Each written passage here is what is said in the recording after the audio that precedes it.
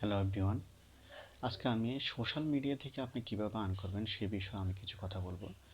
দেখুন, বর্তমানে এমন একটি প্ল্যাটফর্ম, সোশ্যাল প্ল্যাটফর্ম যেটা থেকে আপনি ইজিলি আর্ন করতে পারেন। এটা থেকে আপনি যদি ছোটোখাটো ভিডিও করেন, যেমন শর্ট ভিডিও আছে, লং ভিডিও আছে, সামাজিক কাজ আছে, ইত্যাদি অনেক ধরনের। সেটা হতে পারে রোমান্টিক, সেটা হতে পারে ট্রাভেলস, ইত্যাদি অনেক ধরনের।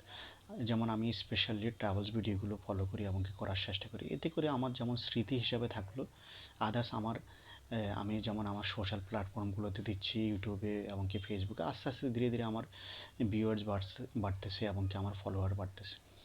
এতে করে একসময় না একসময় আমি ভালো কিছু আশা করা যায় এবং কি এখান থেকে আমি ভালো কিছু আর্ন করতে পারবো, এটাই আমি আশাবাদী। দেখুন, আপনি যদি সোশ্যাল মিডিয়া ব্যবহার করে যদি আপনি গুড কমিউনিকেশন করতে পারেন, যেমন শুধু বাংলাদেশ না, আপনি আদার্স কান্ট্রির পিপুলগুলোর সাথে যদি গুড কমিউনিকেশন করতে পারেন, দেখুন আপনি যদি কথা বলতে পারেন আপনার লাইফে আপনি অনেক কিছু করতে পারবেন।